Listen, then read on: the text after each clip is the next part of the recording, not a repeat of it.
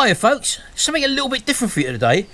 My son's fiance, Charlotte, has got a X4 BMW, and that's been recalled for a EGR valve replacement, and they said it's going to take all day on that one. So they've given her a car, a courtesy car, and this is a Mini, electric Mini. So I thought we'd have a little look around one of these and just see what it's like. And the first thing to mention is how blinking big it is compared to a normal Mini. I don't know if you can see me, look how high I am up to it, but look, it towers over me just about, look, with the rails on the roof. This is a Mini, don't forget. And this is one thing I've noticed with anything which they try to keep the reputation going of, whether it be a car, whether it be a film, you know, like the old original Batman, and they call that Batman the new one, and it's totally different. It's not like what you remember as a kid. Exactly the same with a Mini. The nostalgia of a Mini isn't here on this one, but let's give it the benefit of the doubt. I just want to show you this sort of size of it. Have a little look around this thing and see what it's all about. This is an all-electric Mini, apparently. Now, I don't know too much about electric cars, as I say, apart from this being absolutely enormous. And I don't know. Oh, it's a 24. It's a modern one. Look, it's a right up-to-date one. Even down to these headlights. I bet these are blinking dear. Look. And again, all perspex. They would all sort of mist over, I think, because they don't make them in glass anymore. I think. No, they sound like metal wings on that. Bloody great big wing mirrors. It's got a nice leather interior. We'll get inside in a minute and have a little look round. And it's got proximity. Oh hello, look, I just walked past that and they've just curled up, look. I've got the keys in my pocket, by the way. And this looks like, is it a Clubman one? Oh, a Countryman. Remember the old Mini Countryman with the old wood along the side of it? Those of you old enough to remember. Well, this is supposed to be a Countryman, which is got no signs of any wood whatsoever. And that's another thing that gets me with modern cars. You've got this tiny little sweep of the windscreen wiper on the back, look, something like that. Not the best of viewing anyway. You've got this big wing on the top of the back, on the back of it here. Look, don't forget this is an electric car there. Look, no exhaust on this one. Massive charge port there, no doubt, which we'll open from inside. And let's have a look inside. There we go. Automatically unfold. Look, let's get inside. Let's have a little look around first. And the thing with all modern cars now. Oh, hello. It's making funny noises at me. Some lovely Ricardo type seats there. Look at that, look. That's one thing they don't seem to have skimped on at all. The dashboard's very minimalistic. Let me try and sit in it first. Hold on. You've got this display here. And shut the door. Welcome to Alex, whoever that is. So look, 148 miles range. It's giving me external. Sorry, that's seat. Is that seat temperature there? And that seat temperature there must have heaters in the seats or whatever. External air temperature. Very small, sporty steering wheel. And it's got this little thing here, which I think reflects the miles per hour onto the actual screen as well.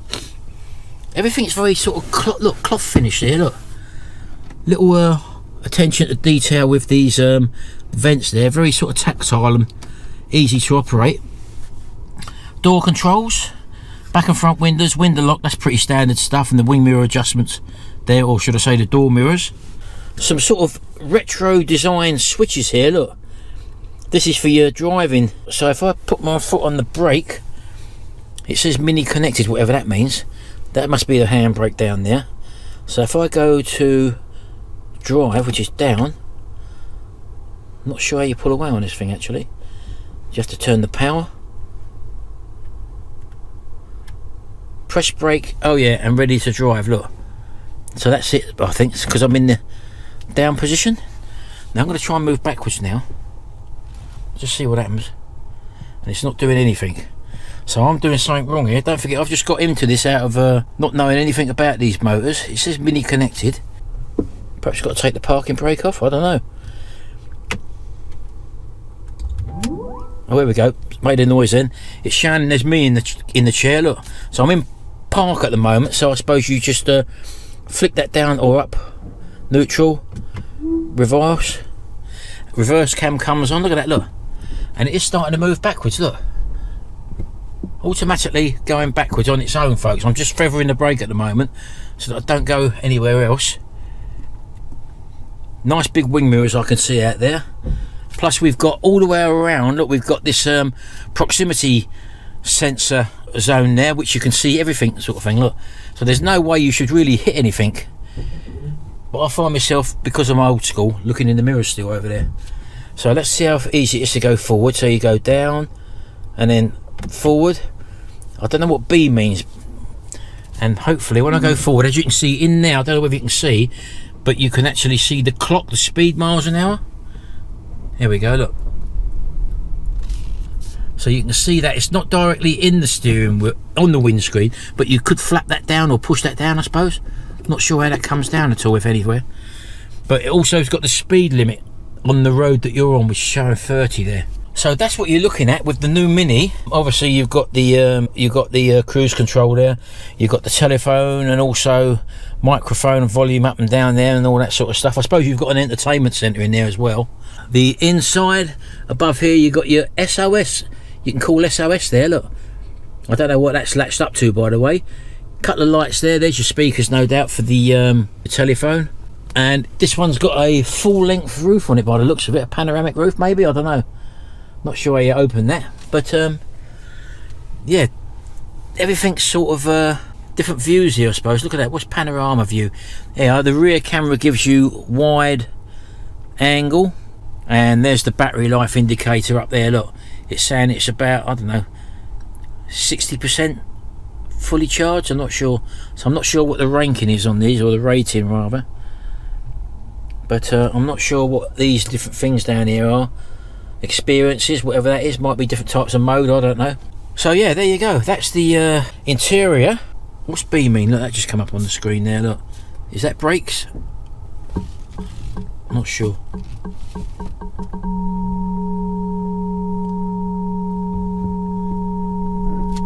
It's all noises and buzzes, isn't it? No, I did put the seatbelt on, but I think it was a proximity sensor around here. Not that I'm very near. Look, if you go outside there and have a look, I'm not actually near. I was near that post in front, but I don't think it was actually that at all. But yeah, so they've got this sort of a mould faded door cap in there, which is a cloth again, as you can see there, look. Very nice.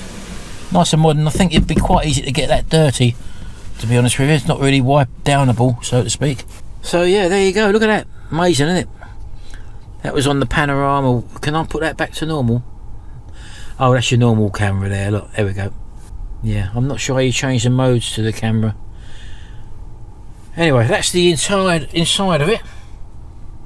Right, okay, so we've just turned it off now. All I've done there is press the brake on the parking brake, and it comes up P and then basically says goodbye to you there. So that's the interior. Let's get out and have a little look around the back of it.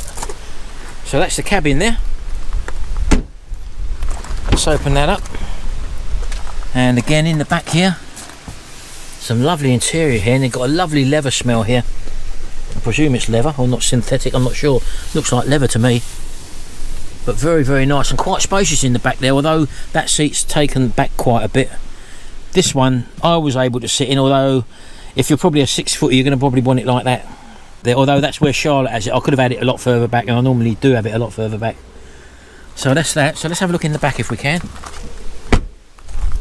Here we go. I'm not sure how you open this. There's normally a button here where it opens. There we go. See what sort of boot space you've got in this Countryman. Not bad size, definitely bigger than a standard Mini, for example. And don't forget, this parcel shelf would unhook and you can lay them seats forward, so you'd get quite a bit there. There's not a very large step there, but there is a little step there. And underneath there, this is a folding one. There doesn't appear to be I can say a spare tyre in there, but I don't think there is there. So that's that. That's the rear of it, which is a nice size. Press that to shut the boot down. There we go. There's the camera at the back. And I'm not sure how we would open the front of it. Let's come round here. There must be a lever somewhere. Let's have a look in the car itself. Hold on. I did see that's for the back. Oh, there we go. What's this? ×2. That's a second boot, so to speak. Let's have a look in there. There'll be a lever here somewhere, isn't there?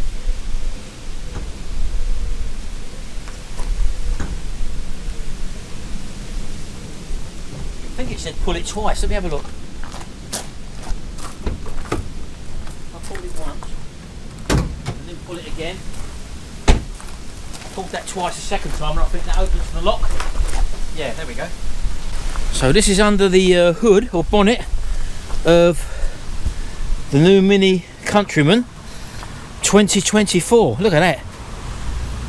I'm not sure what we're looking at under here. I can't take that off obviously because I don't know how to do it, and it's not my car, so all we can do is look around it. So although this is not an engine, there's really nowhere you can put any storage in there at all. And you've got things like, I don't know what that is there, some sort of container, water. It can't be water, can it? I'm not sure. Those of you with electric cars will know all this. Coming around here, underneath there it says fan. Look, I'm not sure what that means. And here you've got your windscreen washer bottle. Something I'm not familiar with, one of these, so I can't really elaborate on any of this. Bonnet's held down by two catches there, so to lower that you literally just bring it down and that's it. There you go. So that is the 2024 electric, all electric Mini Countryman. And obviously I can't drive it. I'm probably not insured to drive it, bearing in mind it's only a courtesy car for Charlotte, and she said it was a very nice drive. So I've never really driven a fully electric car before. I've been in a couple, but the main thing with me is the range isn't there. We travel up and down to Scotland, and you know, and I've noticed that people with electric cars, they're always planning their route on how much energy they've got left in their batteries. Well, when you drive a petrol vehicle, it doesn't concern you at all. You pop into a petrol station anywhere because the infrastructure's there, and within 5 minutes you're back on the road again for another tank full, whatever. So yeah, perhaps not for me electric cars at this moment in time, but if the infrastructure ever does get there in my lifetime, then might consider it. But at the moment, the life of the batteries, and also me having to worry about recharging and knowing it's not an instant thing like it is with a fuel petrol engine, then it's probably not for me. The next way I think that it should go is hydrogen power, but that's another thing coming. I did hear that BMW and perhaps Volvo or Saab or something, they were looking into possibly creating the first hydrogen powered car. Maybe that's coming up in the future, folks, or in the near future, something like that, where it's an internal combustion engine still, and that may be some way I may be interested in. As for the moment, I'm going to be sticking with my ST220. Although it's a juicy beast, we've got Sharon's Nissan X-Trail there. We're going to keep with that, and I thought I'd just bring that to you just to show you this new Mini Countryman.